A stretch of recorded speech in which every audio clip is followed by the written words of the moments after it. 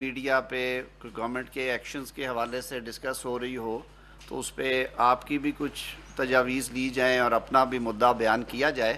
تو اس میں جو ایف بی آر کی ریفارمز کا ایجنڈا وزیر اعظم صاحب کی ترجیحات میں سے ایک تھا. دیکھیے ہم جس معاشی بحران سے پاکستان گزر رہا ہے اور دن بدن یہ دلدل جو ہے یہ سنگین ہوتی جا رہی ہے اور ہم اس میں دھنستے جا رہے ہیں. اس سے نکلنے کے بہت سارے حل ہیں، لیکن اس کے لیے سب سے زیادہ ضروری چیز جو ہے وہ ایکشنز کی ہے، کیونکہ صرف پالیسیز بنانے سے، صرف اور صرف زبانی بات کرنے سے تو یہ معاملہ حل نہیں ہوگا. آئی ایم ایف پروگرامز کی بات ہوتی ہے، آئی ایم ایف پروگرامز پہ بڑی تنقید ہوتی ہے کہ آئی ایم ایف پروگرام مہنگائی لے کے آتا ہے، آئی ایم ایف پروگرام لوگوں کے لیے مشکلات لے کے آتا ہے. میں اکانومسٹ نہیں ہوں،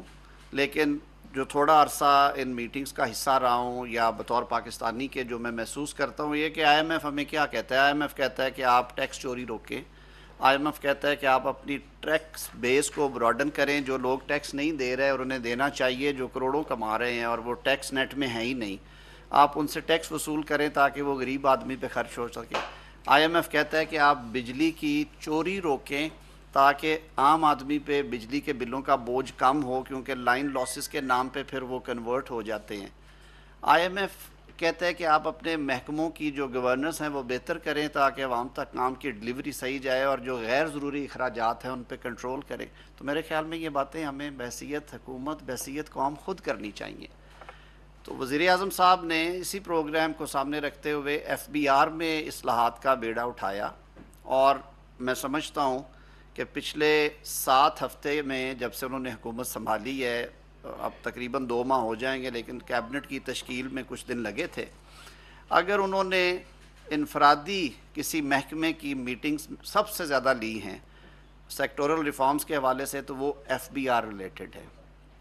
تو ایف بی آر میں 2 طرح کے ایک وقت پہ ہو رہا تھا کہ ایک تو جو ایگزسٹنگ ڈھانچہ ہے اس کے اندر رہتے ہوئے گورننس بہتر کی جائے. دوسرا یہ تھا کہ جو اس کے لیگل ایشوز ہیں، لٹیگیشن ہے. آپ سب کو پتہ ہے کہ 2700 ارب روپے کے جو ٹیکس ہیں، 2700 سے کچھ زیادہ ہی ہے رقم، 2700 ارب. ہم 50 ارب کے لیے بڑی بڑی مشکلات سے گزرتے ہیں کہ وہ فائنینشیل سپیس کہاں سے نکالی جائے. وہ ہمارے کمشنر انلینڈ ریونیو، ٹیکس ٹریبیونلز اور اعلیٰ عدالتوں میں جو سٹے آرڈرز ہیں ان کی نظر ہیں، اور وہ ریکوریز جو ہیں وہ رکی پڑی ہیں. وہ سارے کیسز ایسے نہیں ہوں گے جو فوری طور پہ حل طلب ہیں، کچھ کمپلیکیٹڈ ہوتے ہیں، کچھ اسیسمنٹس بھی ایگزیجریٹڈ ہوتی ہیں، لیکن ان کا کنسرن یہ تھا کہ واٹ ایور دا سچویشن میں بھی ان کے فیصلے ہونے چاہیے، اور فیصلوں کے لیے ایک میکنزم کی ضرورت تھی. کہتے تھے جی کہ قانون میں کچھ ایسی منہ شگافیاں ہیں جس کو ایکسپلائٹ کیا جا رہا ہے اور فیصلے نہیں ہو پاتے. تو آپ نے دیکھا جو پارلیمنٹ نے پہلا قانون پاس کیا ہے گزشتہ ہفتے، بلکہ سوموار والے روز، وہ جو تھا وہ اسی بابت تھا کہ جو ٹیکس ٹریبیونلز ہیں، ٹیکس ریلیٹڈ جو لٹیگیشن ہے اس میں ہم نے ترامیم کی ہیں. پہلے سارے کیسز اسیسمنٹ کے بعد کمشنر اپیلز کے پاس جاتے تھے جو انٹرنل ہیرارکی ہے، پھر وہاں سے ایک اور اپیل تھی جو کہ ان لینڈ ریونیو ٹریبیونلز میں جاتی تھی. اس کے بعد ایک ریفرنس ہے جو کہ ہائی کورٹ میں دائر ہوتا ہے، اور وہ صرف کویسچن آف لاء پہ تھا. ان کو سارا ایک کمیٹی تشکیل دی گئی جس میں اتحادی جماعتوں کی بھی نمائندگی تھی، ہمارے کے اعلیٰ قانون دان اس میں بیٹھے، انہوں نے پرو بونو یہ کام کیا. Pakistan bar council, supreme court bar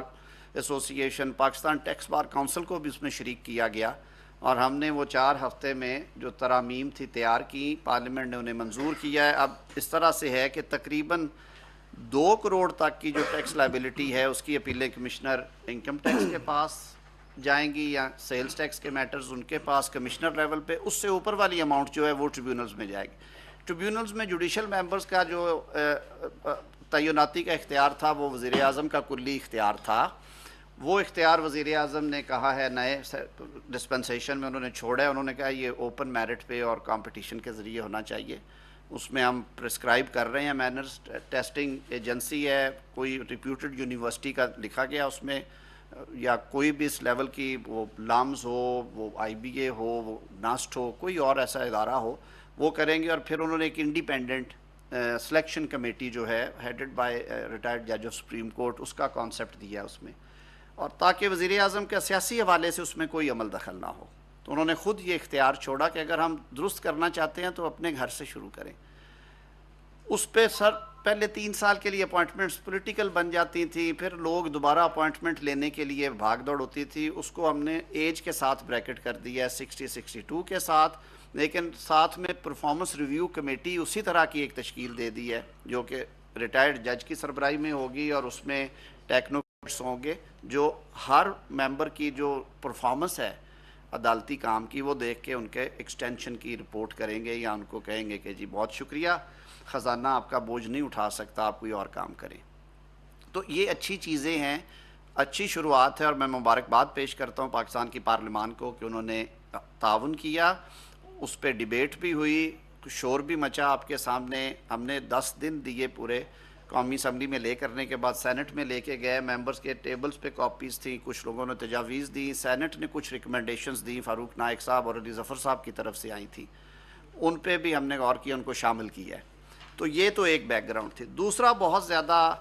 issue ہے جو گورننس کا ہے within the F B R, تو پچھلے دنوں میں کچھ تبادلے تقرریاں ہوئی ہیں کافی میسو لیول پہ، تو اس پہ کہا گیا کہ جی یہ کون لوگ ہیں، ان کو کیوں اس طرح کیا گیا ہے، یہ ان کے حقوق کا تو نہیں اس میں پامالی ہو گئی، اور ان کو سنوائی نہیں، انہیں سنا نہیں گیا۔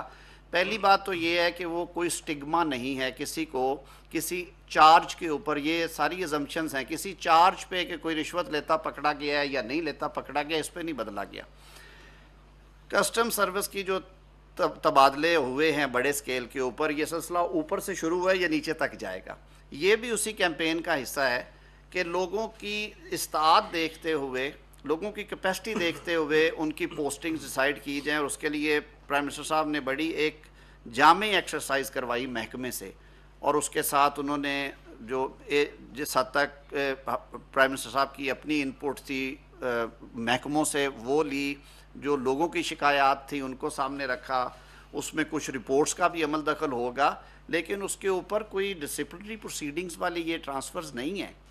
یہ ٹرانسفرز ہیں جو کہ حکومت کی اور ایف پی آر کی ڈومین میں ہیں کہ سرکاری ملازمین کی تعیناتی کا اختیار اس کے محکمے کے پاس ہوتا ہے۔ یہ کہیں پہ فنڈامنٹل رائٹس میں نہیں لکھا کہ میں اگر ملازم ہوں پی ٹی وی کا تو میں نے اسلام آباد اسٹیشن پہ ہی، اگر میں جنرل پول میں ہوں تو میری ضرورت اگر لاہور کو ہے تو مجھے وزیر اطلاعات لاہور بھیجیں گے، اگر میری ضرورت کوئٹہ میں ہے مجھے کوئٹہ بھیجیں گے، اگر میری ضرورت فیلڈ میں جا کے کام کرنے کی ہے تو مجھے جانا چاہیے وہاں پہ۔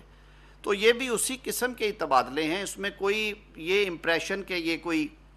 سٹگماٹائز کیا گیا ہے یا لوگوں کے خلاف ای اینڈ ڈی کی پروسیڈنگ شروع ہو گئی ہیں ایفیشنسی اینڈ ڈسپلن رولز کی، یہ بات نہیں ہے، ان کی پرفارمنس بیسڈ ہیں یہ ساری، اور جو لوگ ماضی میں اچھا کام کرتے آئے ہیں اور انہیں سائیڈ لائن پہ رکھا گیا for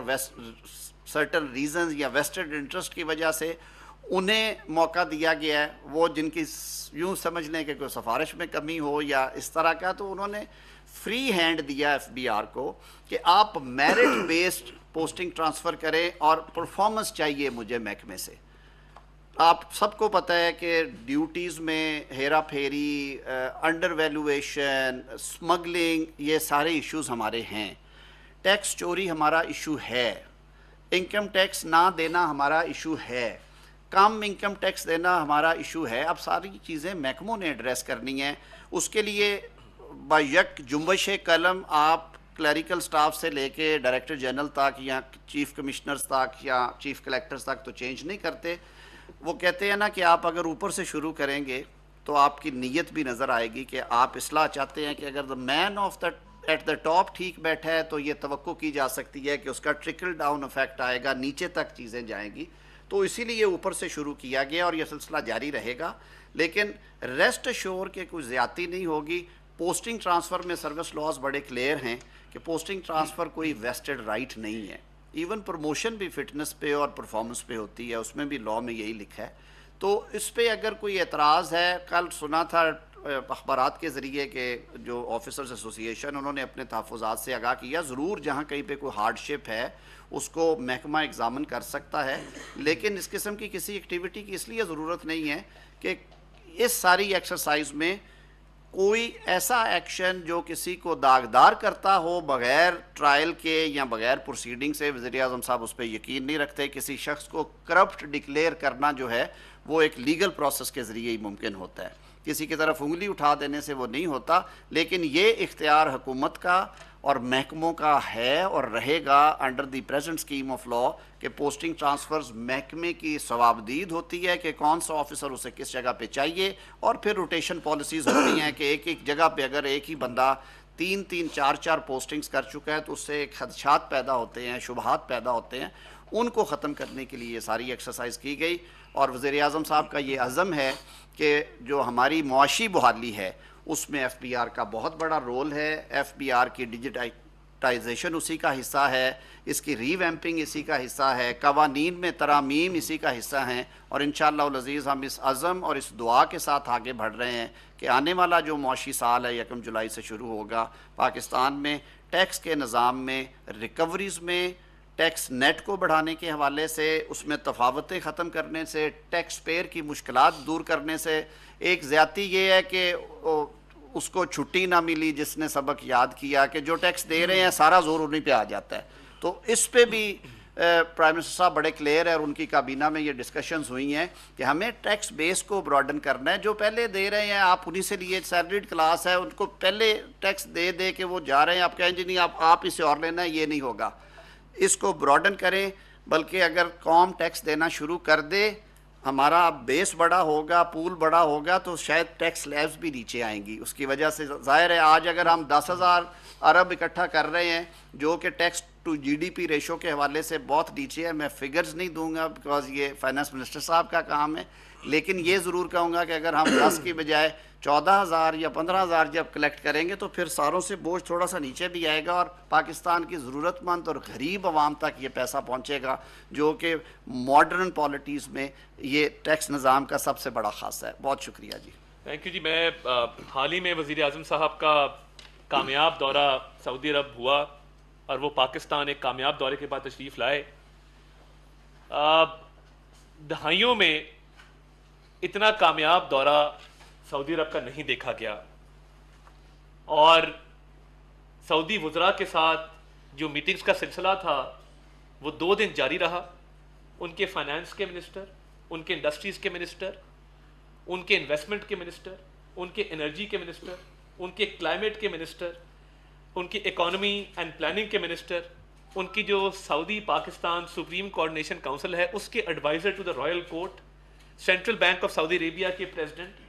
international Islamic Development Bank کے پریزیڈنٹ، یہ تمام ہائی لیول میٹنگز 2 دن میں یہ 12 میٹنگز ہوئی ہیں جو تاریخ میں کبھی نہیں ہوئیں. اور سب سے حوصلہ افزا بات جو دیکھنے میں آئی کہ جب سعودی وزراء سے وزیر اعظم صاحب کی یہ میٹنگز ہو رہی تھیں، ہر وزیر نے آ کے یہ کہا کہ ہمیں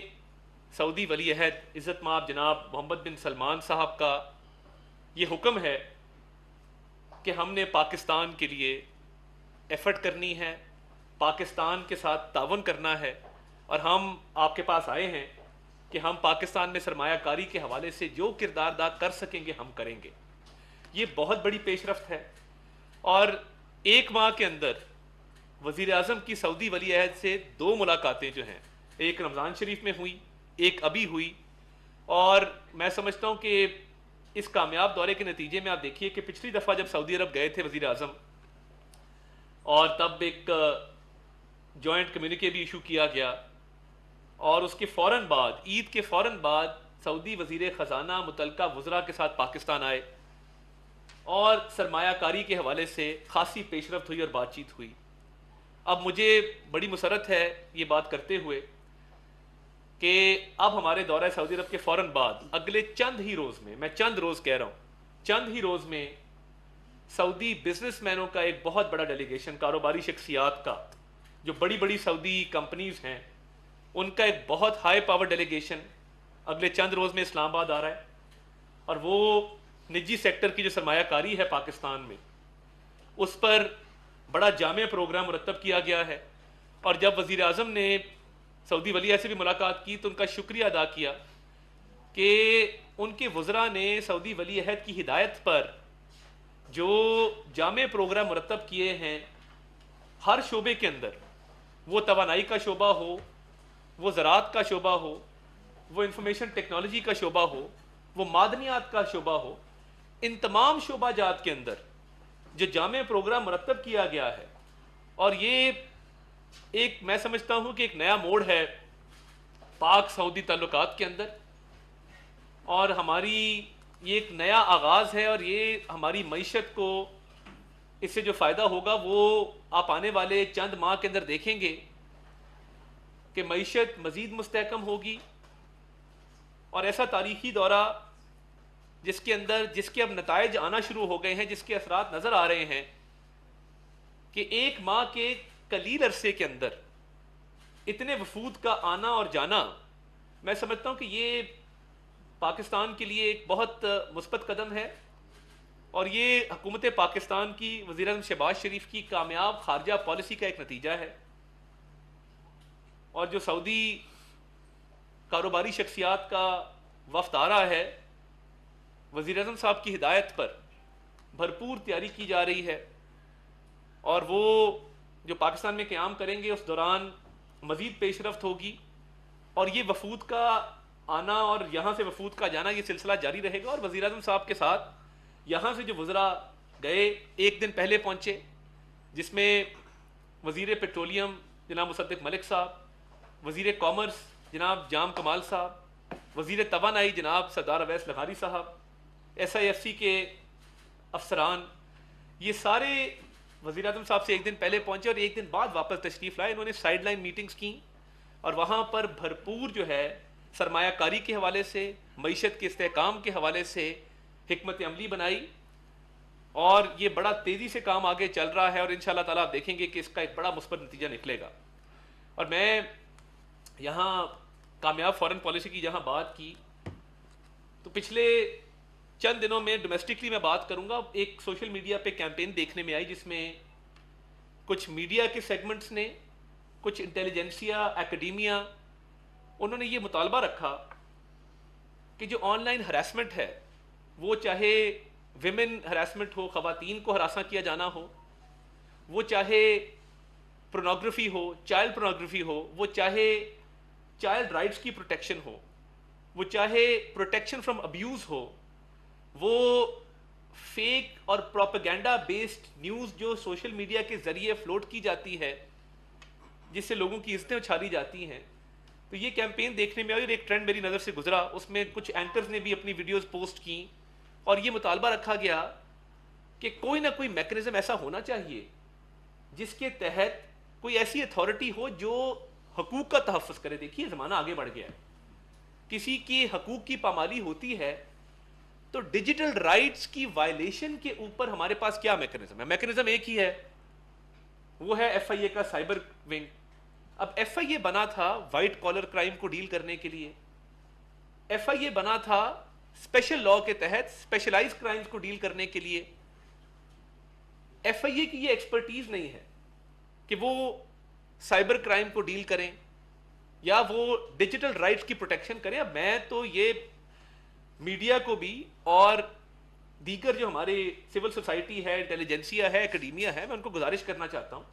کہ یہ کیمپین جب ہماری نظر سے گزری تو ہم آپ سے یہ گزارش کریں گے کہ اس پہ حکومت کو تجاویز دیں، اور باقاعدہ اگر کوئی ڈیجیٹل رائٹس کی پروٹیکشن کے لیے کوئی کام حکومت نے کرنا ہے یا اس پہ آگے بڑھنا ہے تو یہ ازحد ضروری ہے، کیونکہ دیکھیے معیشت کو ناقابل تلافی نقصان ہوتا ہے کسی بھی ایسے ٹویٹ سے، کسی بھی ایسی پوسٹ سے جس کے ذریعے یہ کہا جاتا ہے کہ جی آج اسٹاک مارکیٹ خدا نخواستہ کریش کر جائے گی، جس سے کہا جاتا ہے کہ جی آج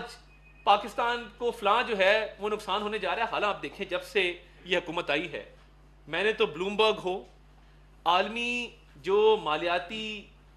جریدے ہیں اس میں مثبت خبریں آئی ہیں، ہر انٹرنیشنل رپورٹ نے کہا ہے مہنگائی کم ہوگی، بے روزگاری کم ہوگی، معیشت استحکام کی طرف جا رہی ہے، اسٹاک ایکسچینج روز نیا ریکارڈ توڑتی ہے، IT ایکسپورٹس انکریز ہو رہی ہیں، آپ کا جو تجارتی خسارہ ہے وہ کم ہو رہا ہے۔ تو دیکھیے یہ وہ چیزیں ہیں جو بطور پاکستانی، بطور حکومت بھی نہیں، بطور پاکستانی ہماری ذمہ داری ہے کہ ڈیجیٹل رائٹس کی پروٹیکشن کے اوپر ہم سب مل کے کام کریں، اور کم از کم جہاں پہ اسٹیٹ کا نقصان ہے، کسی فرد کا نقصان ہے، کسی بچے کا نقصان ہے، کسی خاتون کا آج کل آرٹیفیشل انٹیلیجنس ہے، کسی کا چہرہ پکڑتے ہیں کسی اور پہ لگاتے ہیں، ویڈیو وائرل کر دیتے ہیں، کوئی پوچھنے والا نہیں ہے. دیکھیں اس معاشرے میں ہمارے بچوں نے زندہ رہنا ہے، ہماری اگلی نسل نے پرورش پانی ہے، آگے بڑھنا ہے. جب تک کوئی ڈیجیٹل رائٹس کی پروٹیکشن نہیں ہوگی، اور آپ کی اگر حق تلفی ہوتی ہے آپ کس فورم کے پاس جائیں گے؟ آپ عدالت میں جائیں گے؟ کوئی اس طرح کا نہ قانون موجود ہے نہ میکینزم ہے کہ جس کے تحت میں اپنے ڈیجیٹل رائٹس کی پروٹیکشن کی انفورسمنٹ مانگ سکوں. اور میں بطور وکیل، بطور ایک پاکستانی کی یہ بلیو کرتا ہوں کہ ایف آئی ایس کا فورم نہیں. اس کا ڈیجیٹل رائٹس کی پروٹیکشن کو سمجھنا ہے کہ ڈیجیٹل رائٹس ہیں کیا، عوام کو یہ اویئرنیس دینی ہے، آگاہی دینی ہے کہ میرا ڈیجیٹل رائٹ کیا ہے، اور مجھے ڈیجیٹل سپیس کے اندر پہنچنے والے نقصان کے خلاف میرے پاس پروٹیکشن کا میکنزم کیا ہے، میرے پاس تحفظ کیا حاصل ہے کہ جس کو میں انفورس کر سکوں. تو اس پہ بات چیت بھی چل رہی ہے، اور سوشل میڈیا پہ جو کیمپین چلی وہ بھی ہم نے اس کو بڑی سنجیدگی سے دیکھا، اس پہ غور و فکر کیا. تو میں یہ سمجھتا ہوں کہ یہ جو ترقی کی منازل ہم طے کر رہے ہیں، اور پاکستان میں سرمایہ کاری بھی آ رہی ہے، معیشت کے حوالے سے مثبت اشاریے بھی آ رہے ہیں. اور دیکھیے یہ وزیر اعظم صاحب کو یہ اعزاز حاصل ہوا، میں آپ کو بتانا چاہتا ہوں کہ ورلڈ اکنامک فورم پہ میں بالکل یہ کلیم نہیں کروں گا جو ماضی کی حکومتیں کرتی رہیں کہ جی ہم نے پتہ نہیں کون سا ورلڈ کپ جیت لیا، ہم پتہ نہیں کیا لے آئے. آپ کو ہمارا عمل ثابت کرے گا، ہماری باتیں نہیں، ہمارا عمل ثابت کرے گا. وزیر اعظم صاحب نے جب اس ہال میں، ریاض کے اس ہال میں عالمی اقتصادی فورم کے موقع پر غزہ کے حوالے سے بات کی، پوری ٹی وی چینل سے دکھایا کہ پورا ہال تالیوں سے گونج اٹھا. کیوں؟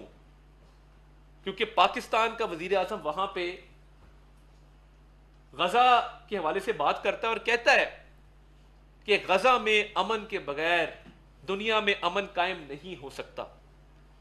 وہاں پہ مختلف ممالک کے لوگ بیٹھے تھے، دنیا کے ٹاپ کے لوگ بیٹھے تھے، دنیا کی کریم بیٹھی تھی، اور وہ تالیاں جب گونجی اس ہال میں غزہ کی اس ایک بات کے اوپر، تو میں یہ سمجھتا ہوں کہ ایسا کام کبھی ماضی میں نہیں ہوا. اور وزیر اعظم صاحب نے جہاں سرمایہ کاری پہ توجہ دی، جہاں پاکستان کی معیشت کے حوالے سے میٹنگز کی، آئی ایم ایف کے ایم ڈی کو ملے، اسلامی بین الاقوامی بینک کے ایم ڈی سے ملے، وہاں پہ انہوں نے غزہ کے لیے جب ورلڈ اکنامک فورم پہ بات کی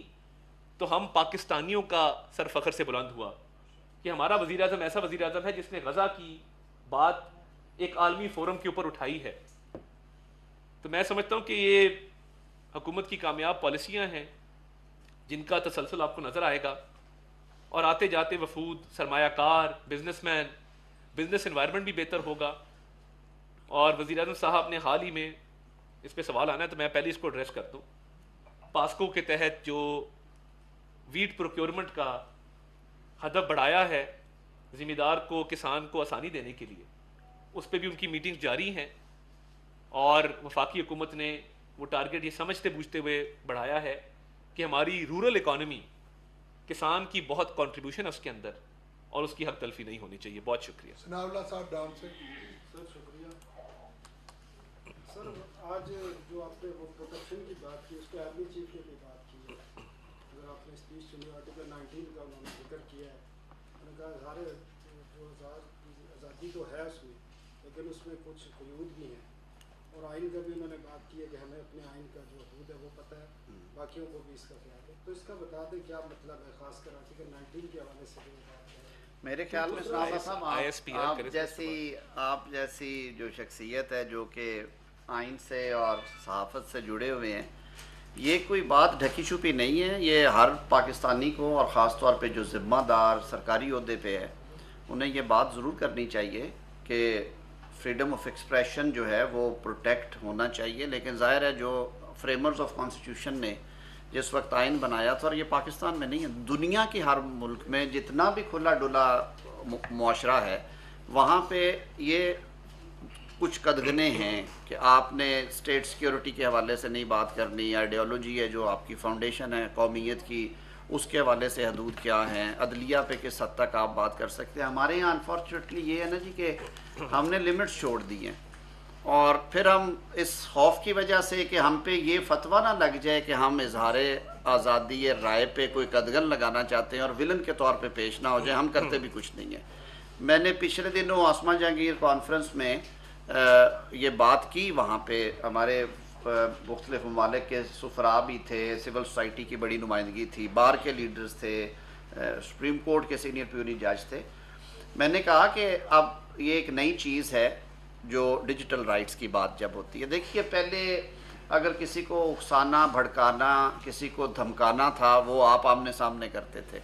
پھر آپ کو یاد ہوگا ایک قانون آیا ٹیلی گراف ایکٹ, جس میں پہلے خطوط کے ذریعے دھمکیاں آنی شروع ہوئیں, اس پہ پرچے ہوتے تھے. پھر ٹیلی فون کو اس میں شامل کیا گیا اور سیکشن 25 کے پرچے ہوتے تھے کہ جی فون پہ مجھے دھمکایا گیا. دھمکی تو بھی اتنی بڑی. آج کل آن لائن دھمکی ہیں کہ جی میں اٹھا لوں گا, یہ کر دوں گا, ہم تمہیں برباد کر دیں گے, تمہارے بچوں کے لیے اس ملک میں رہنا مشکل ہو جائے گا, تمہاری اولادیں پچھتائیں گی. تو یہ دھمکیاں خوفناک ہیں جو کہ انسان کی زندگی کو اجاڑ کے رکھ دیتی ہیں. تو کیا میرا سوال یہ کہ کیا ان پہ پکڑ نہیں ہونی چاہیے؟ کیا یہ کسی شخص کا رائٹ ہے؟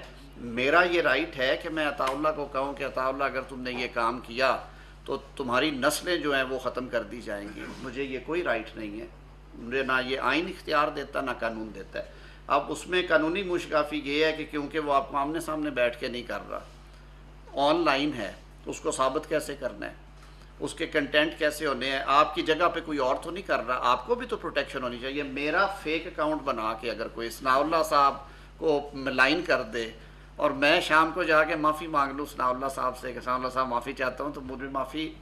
مجھے تو ہو جانی چاہیے, نہ مجھے معافی مانگنے کی ضرورت ہے. لیکن جس نے وہ کام کیا ہے ثناء اللہ صاحب, اسے پکڑنا تو چاہیے, اس سے پوچھنا چاہیے کہ آپ نے یہ کریکٹر اسیسینیشن کیوں کی ہے.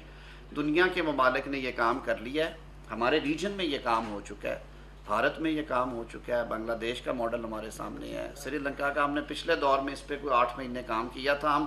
احتیاط اس لیے کر رہے تھے کہ کوئی ایسا کام نہیں کرنا چاہتے جس پہ اس جمہوری حکومت پہ یہ بات آئے کہ انہوں نے یہ گلا گھونٹنے کے لیے کیا ہے, یہ سیاسی مخالفین کی آواز بند کرنے کے لیے کیا ہے. ہم یہ چاہتے ہیں کہ اس نیت کے ساتھ یہ آئے کہ معاشرے میں سدھار آئے, جو لوگوں کے رائٹس ہیں وہ پروٹیکٹ ہوں, لوگوں کی عزتیں محفوظ رہیں اس لمٹ کے اندر رہتے ہوئے جو آئین میں بتائی گئی ہیں. اس بابت نہ صرف جو سوشل میڈیا کمپنیز ہیں ان سے ملٹیپل میٹنگز ہوئیں. اچھی چیز اس دفعہ یہ ہے کہ ہماری جو وزیر ہیں شزا خواجہ صاحبہ انفارمیشن ٹیکنالوجی کی, جن کے یہ ڈومین میں کام ہے, وہ خود بڑی پڑھی لکھی اور بڑی روشن سوچ کی مالک نوجوان خاتون ہیں. پارلیمنٹ میں ان کا کردار صاحب کے سامنے ہے, وہ بڑے ولنگ ورکر بھی ہیں. انہوں نے ایک بڑا براڈر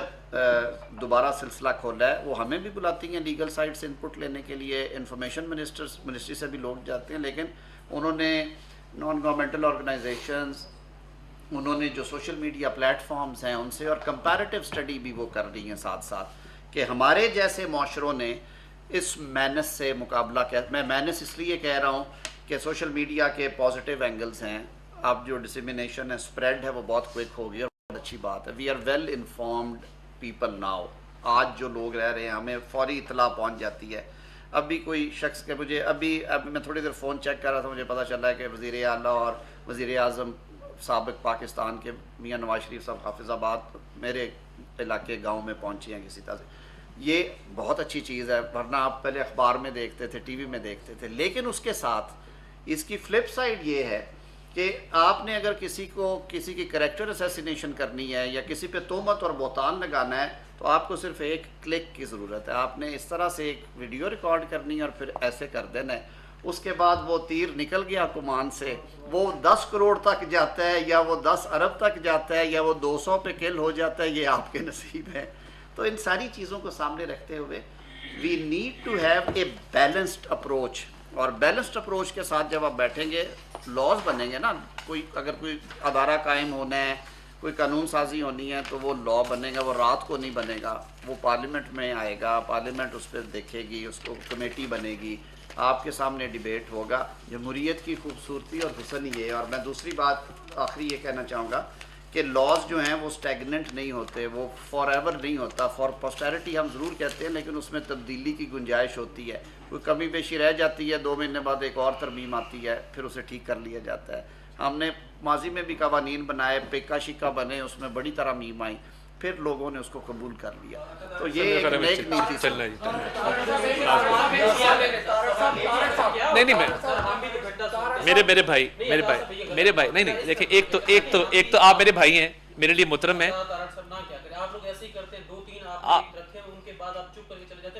اچھا چلے آپ میرا بھائی، میرا پیارا، میرا چندہ، میرا سونا، میرا سونا، ہاں میرا چندہ، جب آپ سوال کر میرا پیارا اسلم کو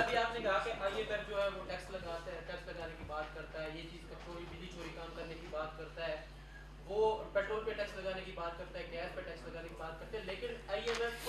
اقتدار میں بیٹھے لوگوں کی آسائشیں ختم کرنے کی بات کیوں نہیں کرتا؟ یہ بات کو سوال سنیے. آپ کی آسائشیں روزانہ بڑھتی جا رہی ہیں، بوجھ ہم پہ پڑتا جا رہا ہے. نمبر 1. نمبر 2، ٹیکس سیلری کی آپ نے بات کی کہ جو ٹیکس سیلری والے دیتے ہیں، ہم نے آج جب بھی سنا ہے موجودہ وزیر اعظم جو ہے ان کا ٹیکس کبھی سینکڑوں میں ہوتا ہے، کبھی ہزار میں ہوتا ہے، اور ان کی آپ نے کہا کہ انکم سیلری جو ہے وہ بھی چوری کی جاتی ہے، نہیں بتائی جاتی. تو یہ ہمارے لیے کب مشعل راہ بنے گے کہ شہباز شریف صاحب نے آج 10 لاکھ یا 1 کروڑ روپیہ ٹیکس ادا کیا ہے، جس کو دیکھتے ہوئے ہم ٹیکس پے کریں؟ یہ کب؟ میں شروع کروں گا سب سے. میں یہ بات آن ریکارڈ کہہ رہا ہوں کہ پاکستان کی پارلیمنٹ اور پاکستان کی کابینہ دنیا میں اور خطے میں سب سے کم تنخواہیں اور مراعات لینے والی. آپ یہ میں آن ریکارڈ کہہ رہا ہوں. آپ ریسرچ کر کے آئیں گے اگلی دفعہ اور آپ بتائیں گے کہ اس میں فرق کیا ہے. وزیر اعظم شہباز شریف صاحب تو جب سے سیاست میں آئے ہیں انہوں نے نہ تنخواہ لیتے ہیں، نہ وہ کچن کا خرچہ لیتے ہیں، بلکہ جو ان کی کوئی مراعات آتی ہیں بائی کمپلشن، وہ لاہور میں ہوتے ہوئے گلاب دیوی ہاسپٹل کو مستقل انہوں نے وہ دیا ہوا تھا. اب شاید وہ 1-2 چیریٹی آرگنائزیشنز ہیں ان کے ساتھ کرتے ہیں. خرچہ وہ جو سفر کا ہے فارن ٹرپس میں وہ اپنی جیب سے کرتے ہیں. پاکستان خطے میں واحد ملک ہے جس میں ایون وزراء کا جو بیرون ملک سفر ہے وہ لمٹ کر دیا گیا ہے اور صرف اکانومی کلاس میں کرتے ہیں، جس کی وجہ سے اب باہر کے دورے نہیں ہو رہے لوگ اپنی جیب سے. اسپیکنگ فار ون آف اس، میں صرف اتنی مثال دوں گا کہ جس سال میں نے وزارت جوائن کی ہے میں نے اس سال کوئی 5 ملین سے زیادہ ٹیکس ادا کیا، اور اس وجہ یہ کہ کچھ کما رہا تھا تو دیا. میری وزیر کی تنخواہ جو ہے وہ 2 لاکھ کچھ ہزار روپے ہے، وہ بھی کابینہ میں ہم نے فیصلہ کیا ہم نہیں لے رہے. آپ ہمارے ساتھ گھروں میں جائیں اور پلیز جا کے دیکھیں کہ اگر 1800 سی سی پرانی گاڑی کے علاوہ کوئی استعمال کر رہا ہے سرکاری، میں ذاتی گاڑیوں کی بات نہیں کروں گا، اس کے لیے بھی وزراء دیندار ہیں. بجلی کا بل میں آج ریکارڈ پہ کہہ رہا ہوں منسٹر انکلیو کے گیس اور بجلی کے بل وزراء جیب سے دیتے ہیں، قانون میں نہیں ہے. تو خدا را پہلے اس پہ ایک دفعہ ریسرچ کریں، اس کے بعد میں بالکل آپ کو چوراہے میں کھڑے ہو کے جواب دوں گا. بہت شکریہ.